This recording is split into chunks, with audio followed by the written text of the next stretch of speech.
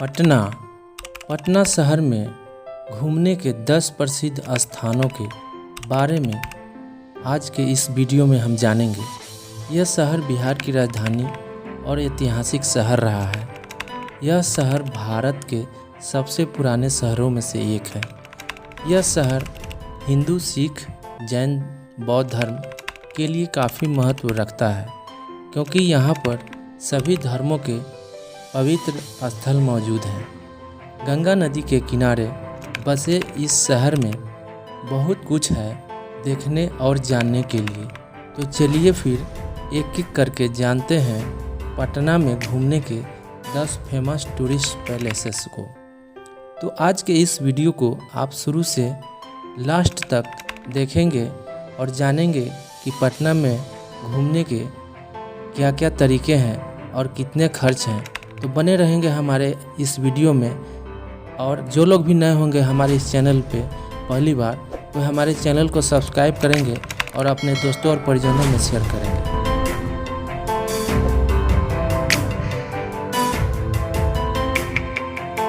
नमस्कार दोस्तों, मैं संजीव आप सभी का हमारे YouTube चैनल में स्वागत करता हूं। पटना हनुमान मंदिर जंक्शन परिसर में स्थित है। उत्तर दिशा की तरफ मंदिर के गर्भगृह में भगवान हनुमान की मूर्तियां स्थापित है। खास बात यहाँ राम सेतु का पत्थर कांच के बर्तन में रखा हुआ है। पत्थर का वजन 15 किलो है और यह पत्थर पानी में तैरता है। यहाँ पर भगवान महावीर का 2 मूर्तियाँ भी आपको चमत्कारी मूर्ति देखने को मिलेंगी। पूजा का समय सुबह 5 बजे से रात्रि 11 बजे तक की जा सकती है। यहाँ पर प्रत्येक शनिवार और मंगलवार को मंदिर में लंबी लंबी कतारें देखी जा सकती है। हर रामनवमी और नए साल के जश्न पर हजारों लोग महावीर मंदिर आते हैं। आप अपने किसी भी शहर से पटना सिटी के लिए आप ट्रेन बाई बस से भी आ सकते हैं। कोई परेशानी, कोई दिक्कत नहीं है और वहाँ से आप ई-रिक्शा से भी आप घूम सकते हैं। पटना साहिब पटना शहर के पास पटना सिटी में स्थित सिख आस्था से जुड़ा यह एक ऐतिहासिक दर्शनीय स्थल है। यहाँ सिखों के 10वें गुरु श्री गोविंद सिंह का जन्म स्थान है। गुरु गोविंद सिंह का जन्म 22 दिसंबर 1666 शनिवार के दिन हुआ था। उनका बचपन का नाम गोविंद राय था। यहाँ महाराजा रंजीत सिंह द्वारा बनाया गया गुरुद्वारा है, जो स्थापत्य कला का सुंदर नमूना है। मंदिर का निर्माण 18वीं शताब्दी शुरू हुआ, जिसे पूर्ण किया गया 19 नवंबर 1954 को। यह सिख वास्तुकला का अद्भुत ऐतिहासिक स्थल है। गुरु गोविंद सिंह सिख पंथ के 10वें गुरु व खालसा पंथ के संस्थापक रहे। 1666 से 1708 तक गुरु गोविंद सिंह, जो कि 10 अत्यंत पूजनीय सिख गुरुओं में से अंतिम थे। यहाँ आने के लिए पटना जंक्शन से पटना साहिब स्टेशन 9 किलोमीटर की दूरी तय करके आप पहुँच सकते हैं। पादरी की हवेली, जिसे सेंट मेरी चर्च भी कहा जाता है। पादरी की हवेली बिहार का सबसे पुराना चर्च है। जब रोमन कैथोलिक बिहार पहुंचे तो उन्होंने 1713 में एक छोटे से चर्च का निर्माण किया, जिसे अब पादरी की हवेली के नाम से जाना जाता है। यह पटना में स्थित है। 1772 में वेनिस के एक वास्तुकार ने फिर से डिजाइन किया था। चर्च ने कई हमलों का सामना भी किया था। 16 अगस्त 1948 में मदर टेरेसा यहाँ मेडिकल ट्रेनिंग के तौर पर आई थी। उस समय जिस कमरे में रुकी थी, खटिया और मेज आज भी सुरक्षित है। पादरी की हवेली की आधारशिला की लंबाई 70 फीट, चौड़ाई 40 फीट और ऊंचाई 50 फीट है। पादरी की हवेली पहुंचने के लिए आप पटना जंक्शन से भी आ सकते हैं, ई-रिक्शा से, ट्रेन से या पटना साहिब जंक्शन से भी आप ई रिक्शा से 10 से 20 रुपया में देकर यहाँ आराम से पहुँच सकते हैं, कोई प्रॉब्लम नहीं होगी।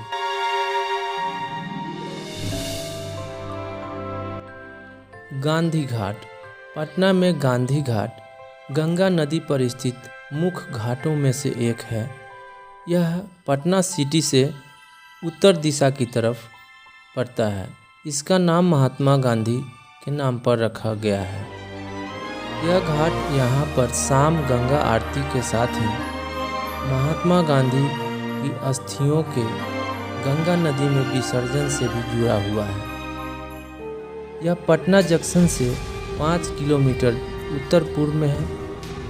गांधी घाट ठीक NIT के पीछे स्थित है।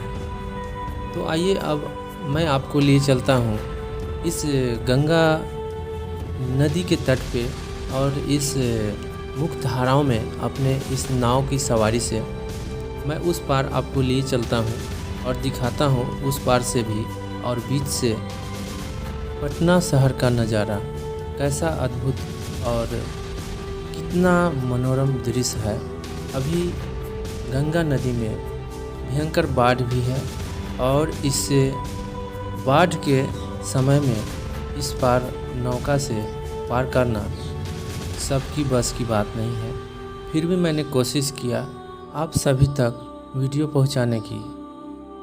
तो आप हमारे इस वीडियो में लगातार बने रहेंगे और पूरे पटना का मैं आपको टूर करा रहा हूं। तो जो लोग भी नए होंगे हमारे इस चैनल पे, हमारे चैनल को ज़रूर सब्सक्राइब करेंगे और अपने प्रियजनों में ज़रूर शेयर करेंगे।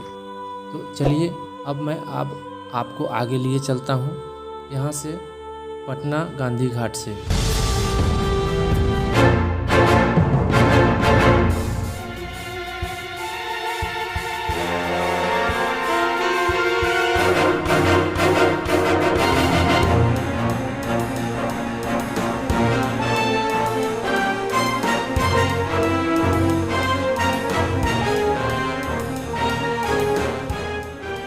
मैदान भारत के बिहार राज्य में गंगा नदी के किनारे पटना में ऐतिहासिक मैदान है।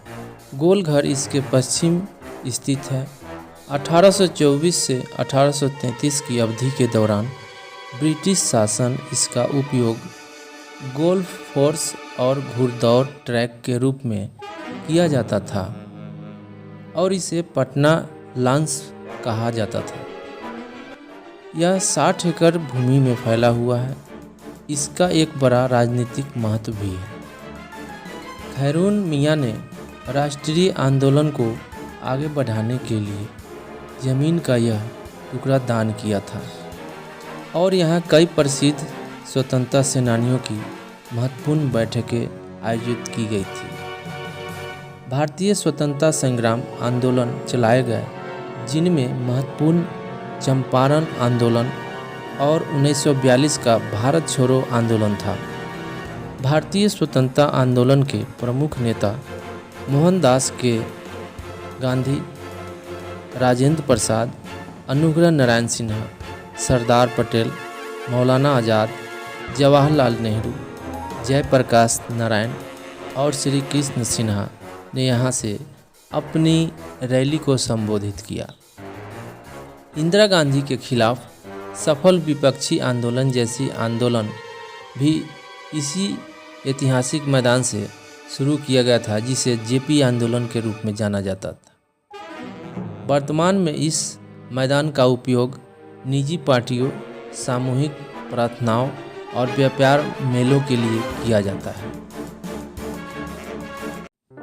गांधी संग्रहालय, जो महात्मा गांधी के जीवन और सिद्धांतों और भारत के स्वतंत्रता संग्राम के दौरान बिहार में उनकी भूमिका को प्रदर्शित करता है। यह देश के 11 गांधी संग्रहालयों में से एक है। इसकी स्थापना 1967 में की गई थी। यह पश्चिम गांधी मैदान, अशोक राजपथ, पटना में स्थित है। इसमें गांधी जी की एक दृश्य जीवनी है, जिसमें तस्वीरें, पेंटिंग, मूर्तियाँ, पांडुलिपियाँ और उद्धरण शामिल है। उनके जीवन की सभी प्रमुख घटनाओं को यहाँ बताया गया है। कहा जाता है कि 200 मिलियन वर्ष से भी अधिक पुराना पेड़ का जीवाश्म प्रदर्शन पर है, जैसा कि एक ताबूत है जिसमें 1858 में पुरातत्वविद A.S. अलेक्टेकर ने वैशाली के अवशेष स्तूप में खोजा था। कहा जाता है कि इसमें गौतम बुद्ध की पवित्र राख अवशेष है। गांधी जी से जुड़े उनके जीवन के संपूर्ण घटनाओं और उनके बिहार की इस यात्रा और चंपारण की इस धरती पे जो जितनी भी यात्राएं हुई उनसे जुड़े हुए यहाँ पे आपको प्रदर्शनी इस संग्रहालय में देखने को मिलेंगे।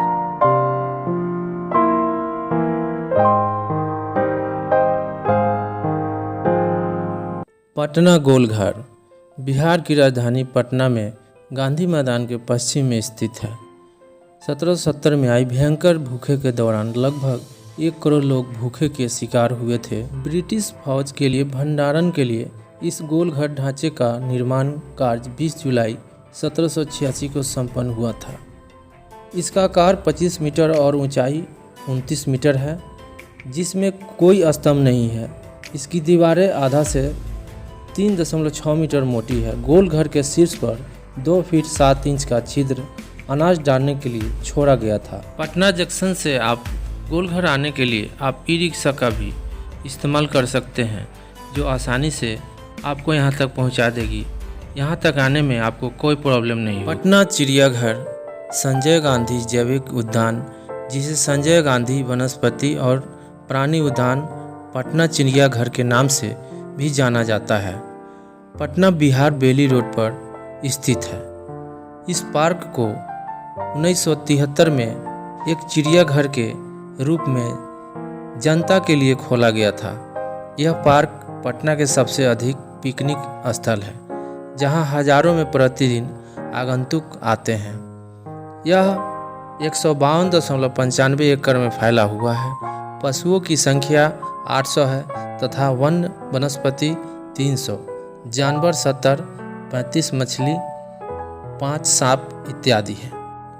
चिड़ियाघर में लगभग 110 प्रजातियों के 800 से अधिक जानवरों का घर है, जिसमें बाघ, तेंदुआ, बादल वाले तेंदुए, दरियाई घोड़ा, मगरमच्छ, हाथी, हिमालयी काले भालू, सियार, काले हिरन, चीतीदार हिरन, मोर, पहाड़ी मैना, घड़ियाल, अजगर, भारतीय हैंगांड, चिंपांजी, जिराफ, जेब्रा, एमू और सफ़ेद मोर हैं। 300 से अधिक जड़ी बूटी और झाड़ियों प्रजातियां यहाँ इस संजय गांधी जैविक उद्यान में मौजूद है। चिड़ियाघर में 15 रुपये के प्रवेश शुल्क से आप अंदर प्रवेश कर सकते हैं और अपने पूरे परिवार के साथ आप इसमें अच्छा से घूम फिर करके और इस चिड़ियाघर का आनंद ले सकते हैं।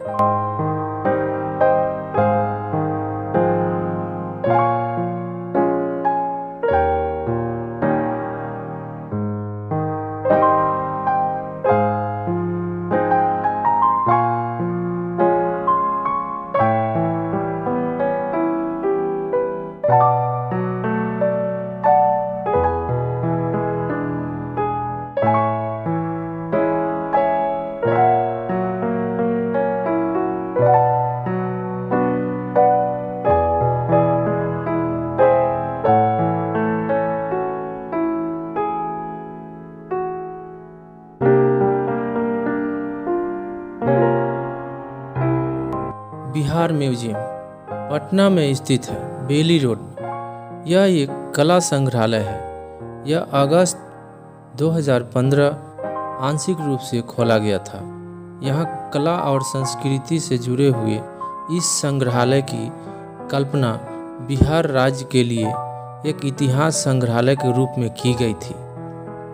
इसकी स्थापना का ध्येय इस क्षेत्र के हजारों वर्ष के इतिहास को सामने लाना था तथा बिहार की समृद्ध विरासत एवं ऐतिहासिक स्थलों और सांस्कृतिक आकर्षणों का पता लगाना था, ताकि दुनिया भर से आए आगंतुकों के लिए यह संग्रहालय एक प्रेरक बन सके। इसकी अनुमानित बजट 498 करोड़ है। यह 5.6 हेक्टेयर पर फैला हुआ है। 6 मंजिला भवन है जिसमें 24,000 वर्ग मीटर का निर्माण क्षेत्र है। पटना म्यूजियम के लिए बिहार सरकार ने 1.4 किलोमीटर लंबी प्रस्तावित मेट्रो के निर्माण को मंजूरी दे दी गई है। इसकी सुबह अंदर प्रवेश का समय है 10:30 बजे और शाम के 4:30 बजे तक, और इसका टिकट प्राइस 100 रुपया है। आप अपने परिवार के साथ और परिजनों के साथ आप यहाँ आकर इस बिहार म्यूजियम को देख सकते हैं। यह एक यहाँ पर हमारी संस्कृति और विरासत से जुड़े हुए चीज़ को देखने को मिलेगा।